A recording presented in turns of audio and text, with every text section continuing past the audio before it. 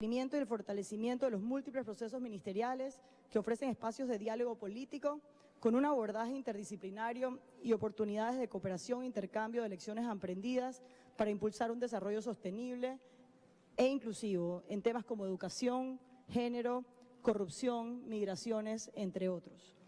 También el establecimiento de mecanismos en la región para la migración, esenciales para mejorar los procesos y políticas en los países como el nuestro de recibo y tránsito de migrantes. El fomento de la cooperación internacional y la asistencia técnica en temas de suma importancia que refuerzan la seguridad de nuestros países, entre otros. Y la adopción de un plan estratégico integral basado en los 4 pilares de la organización, con prioridades de los Estados miembros y objetivos que permitirán paulatinamente ir mejorando la gestión por obtención de resultados. Panamá considera que la OEA enfrenta varios desafíos que solo a través del diálogo y la cooperación ayudarán a la organización a seguir avanzando, como por ejemplo implementar todas las acciones pendientes con un presupuesto equilibrado entre sus pilares que logre la sostenibilidad en el tiempo de la organización. Y aprovecho, señor secretario general, para decir que Panamá se compromete a revisar esas contribuciones que hace Panamá al organismo en miras de poder tener un presupuesto mayor, más balanceado y equilibrado para que logre sus objetivos. Y promover el avance en el proceso de reestructuración y modernización a la vez de la organización para hacerle frente a los grandes procesos de cambio de la situación global actual, fortalecer la capacidad de concertación y el diálogo político de la OEA y, por ende, su participación efectiva para la solución pacífica de los conflictos en las Américas.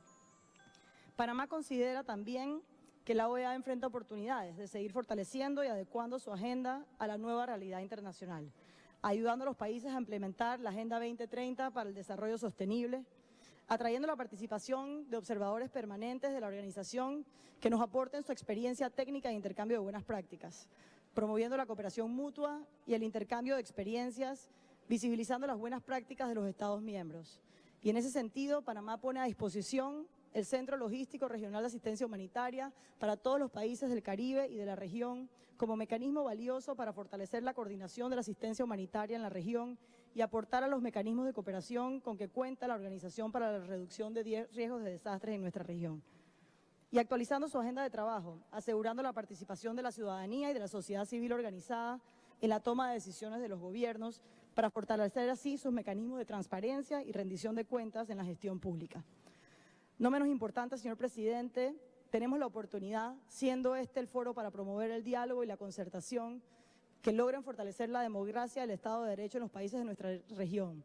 Panamá continuará apoyando el seguimiento de la situación de Venezuela y defendiendo todas las acciones encaminadas a que la democracia se restablezca en ese país, mediante una solución pacífica de la crisis basada en el derecho internacional, el respeto a los derechos humanos, el respeto a la libertad de expresión y la apertura de canales de asistencia humanitaria para su población. También, señor presidente, vemos con preocupación la reciente escalada de violencia y el número de víctimas en Nicaragua.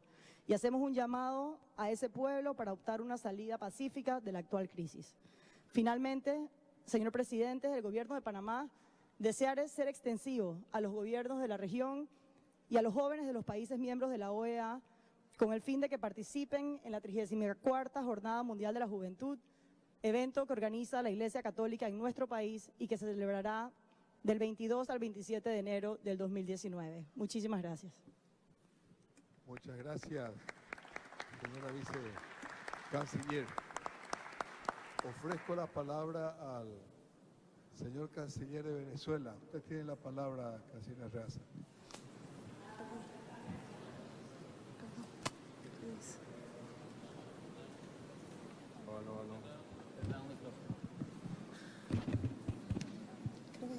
Gracias. Aló. Este sirve, sí.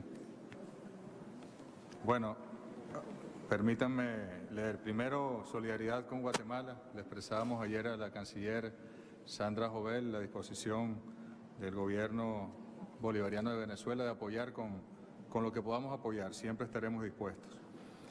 En segundo lugar, hoy se cumplen 188 años del asesinato del gran mariscal de Ayacucho, Antonio José de Sucre, en Berruecos, en Colombia, precisamente por los traidores venezolanos, neogranadinos, ecuatorianos, que traicionaron el sueño de la unidad en aquel momento, en aquella época, donde tanto soñamos. Hoy se intenta organizar aquí una estrategia contra Venezuela que es ilegal, que es espuria, que es inexistente jurídicamente, indigna, éticamente y abiertamente violatoria del derecho internacional, la Carta de las Naciones Unidas y de la propia Carta de esta organización, como hemos dicho a lo largo de la mañana. Esa es una tragedia, la tragedia de una organización que es inútil, insisto, inútil para atender los grandes problemas de nuestros pueblos, que ha recuperado lamentablemente su rol como ministerio de las colonias del imperio estadounidense. ¿Y cuál es la comedia?, se preguntarán. La comedia de esta historia es que se pretende expulsar, suspender a Venezuela cuando Venezuela ya no es parte de esta organización. Todos ustedes saben que Venezuela, en legítimo uso de su soberanía, el 28 de abril de 2017 denunció el Tratado Constitutivo de la OEA e inició el proceso para su retiro formal. ¿Es o no es una tragicomedia aprobar una expulsión, una sanción de una organización de la cual un Estado decidió soberanamente retirarse? Por eso, al ratificar nuestra denuncia del Tratado Constitutivo de este organismo, denunciamos a Estados Unidos como el país que ha pervertido esta organización. La OEA hoy es una organización multilateral donde se practica el unilateralismo, donde priva el doble rasero, la actitud arrogante de un Estado sobre la mayoría. Recordemos que Venezuela ya había denunciado el TIAR en el año 2009, también decidimos retirarnos del Sistema Interamericano de Derechos Humanos, del Sistema Interamericano de Justicia, de manera que el paso que tomamos el año pasado es el paso lógico ante lo que para nosotros es el fracaso del sistema interamericano. También denunciamos las feroces presiones que han recibido algunos hermanos gobiernos, a veces pequeños países, para atacar a Venezuela, para sumarse a las iniciativas de unos países más grandes. Presiones de todo tipo. Nos hace recordar aquellos años en los cuales Cuba también fue agredida por esta institución y donde ejercieron grandes presiones para que finalmente se tomara aquella triste decisión. Y es que aquí estuvo el vicepresidente de los Estados Unidos, Mike Pence, y dio instrucciones, giró órdenes, y los señores que se han agrupado contra Venezuela, los gobiernos que se han agrupado contra Venezuela, mañana quieren ofrecerle al señor Pence y al señor Trump, como dicen en términos castrenses, la orden cumplida. Cumplimos con lo que usted nos ordenó. Es indignante, como también indignante considerar que los países del Caribe, bueno, como dijo el señor embajador de Estados Unidos también aquí, los países del Caribe tienen que hacer lo que quieran los Estados Unidos y que ellos no van a seguir soportando que los países del Caribe decidan por su propia voluntad. Nosotros le respondemos a Estados Unidos, quédense con su OEA. No nos interesa la OEA. Se la regalamos, si quiere le ponemos un lazo muy bonito y se la entregamos. Para nosotros retirarnos de la OEA es un motivo de alegría, reivindica nuestra soberanía, nuestra independencia y estamos orgullosos de no pertenecer más a esta institución. El presidente Trump amenazó el año pasado, el 8 de agosto, a Venezuela con el uso de la fuerza, principio elemental que aparece en las primeras disposiciones de la Carta de las Naciones Unidas. ¿Cuál fue la reacción de la OEA al respecto? Ninguna. Sencillamente la potencia militar más grande del mundo amenaza a un miembro de la OEA, a un miembro de las Naciones Unidas, y nuestros amigos de la OEA en lo absoluto les preocupa que eso ocurra. El artículo 21, no de la Carta Democrática, sino de la Carta de la OEA, dice: el territorio de un Estado es inviolable, no puede ser objeto de ocupación militar ni de otras medidas de fuerza tomadas por un Estado miembro, directa o indirectamente, cualquiera que fuera el motivo, aún de manera temporal. Yo tenía por aquí, yo no sé si ustedes me ofrecen, y con esto puedo ir concluyendo, lo que fue la conferencia, la 10ª reunión de consulta de ministros de Relaciones Exteriores. Esto fue entre los años 65 y 70, invasión a República Dominicana. Fíjense lo que se resolvió entonces. Dirigir un urgente llamado a todos los Estados miembros a fin que dentro del límite de sus posibilidades pongan a disposición de la Secretaría General de la Organización de Estados Americanos médicos y enfermeros, alimentos, medicinas, equipos médicos para ser enviados inmediatamente a la República Dominicana con el propósito humanitario de socorrer a la población de ese país de acuerdo con sus necesidades y sin tomar en cuenta su participación en los disturbios. La crisis humanitaria. E inmediatamente después, ¿qué resolvieron?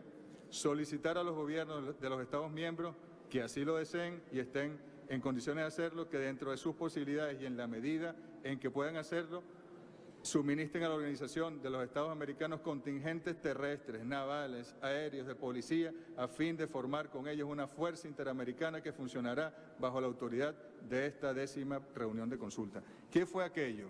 Cuando ustedes buscan en una enciclopedia o buscan en Internet qué ocurrió en República Dominicana en 1965, la invasión de los Estados Unidos, avalada por esta organización. ¿Cuántos años han pasado y pretenden hacer exactamente lo mismo con Venezuela? Insistimos, Venezuela es un país con capacidad de defensa, su pueblo está absolutamente consciente de la necesidad de defender a su país y jamás ocurrirá algo como esto. Porque si sufrieron derrotas en Vietnam, sufrirían 1000 derrotas en América Latina encendida ante una agresión a Venezuela. Quisiera, además, solo recordar, desde el año 2014 se han emitido 14 actos jurídicos, leyes, decretos o normas sancionatorias contra la República Bolivariana de Venezuela. En solo 2 años el gobierno de Donald Trump ha dictado ya 4 rondas de sanciones. Desde el año 2017 Estados Unidos optó por castigar a Venezuela mediante la aplicación de medidas unilaterales coercitivas, particularmente en el campo económico y financiero, en la misma línea aplicada a otros países como Cuba, Rusia, Irán, Siria, entre otros. Estas medidas, señores, le están haciendo daño al pueblo venezolano. Cuando no podemos nosotros adquirir medicamentos, medicinas, insumos para la producción, materia prima, cuando no podemos transar nuestros bonos para hacer levantamiento financiero, cuando no recibimos ningún tipo de crédito, de línea de crédito de los organismos internacionales, es precisamente por estas sanciones. ¿A qué estamos jugando? ¿Cuál es el cinismo aquí? Así como se lo dije al señor Pompeo esta mañana. ¿Cuál es el cinismo?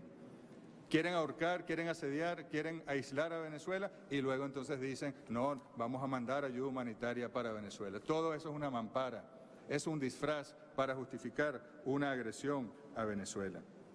Estados Unidos ordena a los bancos que retengan fondos o bloqueen cuentas de personas naturales y jurídicas venezolanas o extranjeras que mantengan relaciones comerciales con Venezuela. Además, se lleva con ellos también a la Unión Europea para que sancionen a Venezuela.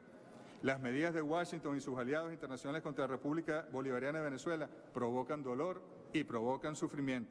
Se trata de una actitud cínica, inocultable para cualquier observador imparcial y de un nuevo atentado contra los principios que rigen la convivencia de los Estados, contra los principios de la Carta Constitutiva de esta organización. Nosotros nunca volveremos a ser colonia de nadie. Los humildes pueblos latinoamericanos, liderados por Simón Bolívar, echamos de este continente al imperio más grande de aquella época. Sabemos cómo hacerlo de manera que no nos intimidan en absoluto las amenazas ni la retórica militarista, supremacista y racista de este gobierno de Washington. Si Estados Unidos y su gobierno satélite quisieran ayudar al pueblo venezolano, solo deben hacer una cosa, desmontar inmediatamente esta farsa y esta campaña de agresión, retirar estas medidas coercitivas unilaterales, cesar la persecución financiera y parar la agresión económica, política contra el pueblo venezolano, respetar su democracia, sus instituciones y regresar a las relaciones de cooperación con nuestro país. Insistimos, el presidente Nicolás Maduro lo ha dicho 1000 veces, si ustedes quieren discutir los problemas de Venezuela, ahí está la CELAC, la Comunidad de Estados Latinoamericanos y Caribeños, reunámonos allí.